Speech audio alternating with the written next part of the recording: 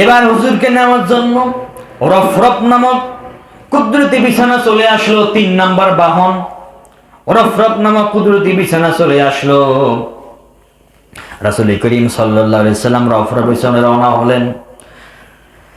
70,000 সাদা পর্দা, 70,000 কালো পর্দা, এইভাবে 70,000 পর্দা অতিক্রম করে আল্লাহ রাব্বুল আলামিনের আরশে আজিমে গিয়ে দাঁড়ালো। বলেন সুবহানাল্লাহ। আল্লাহর আরশ যে কত বড়! হুজুরের কাছে মনে হলো 7 আসমান 7 জমিন যদি এক জায়গায় করে আল্লাহ রাব্বুল আলামিনের আরশে রাখা হয়, তাহলে 7 আসমান 7 জমিনকে আল্লাহ রাব্বুল আলামিনের আরশে তুলে নেয় একটা সোলা বুটের মতো মনে হবে। বলেন সুবহানাল্লাহ। আল্লাহর আরশের 6 লক্ষ পায়া, খুঁটি 6 লক্ষ, যার প্রতি পায়ার দূরত্ব 6 লক্ষ মাইল, প্রতি পায়া পোড়া পরু এবং মোটা 6 লক্ষ মাইল। সুবহানাল্লাহ বলেন।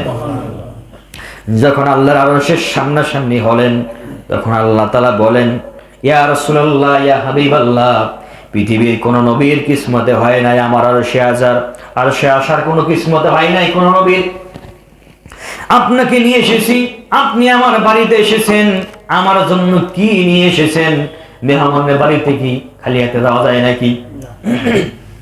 আল্লাহ পাক বললেন, কি নিয়ে এসেছেন?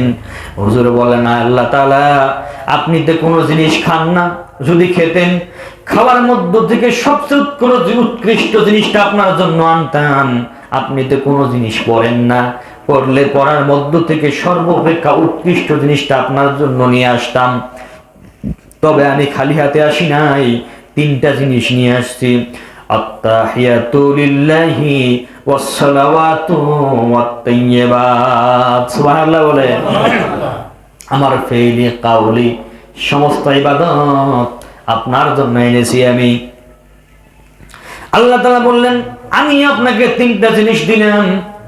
মেহমানের বাড়িতে যখন শ্বশুর বাড়িতে যান, ব্যাগের মধ্যে বিভিন্ন জিনিস নিয়ে যান, ফিরার পথে দেখবেন শাশুড়ি আবার ব্যাগের মধ্যে জিনিস দিয়ে দেয়, ঠিক কিনা? আল্লাহ পাক বলেন, হাবিব, আমিও আপনাকে 3টা জিনিস দিলাম।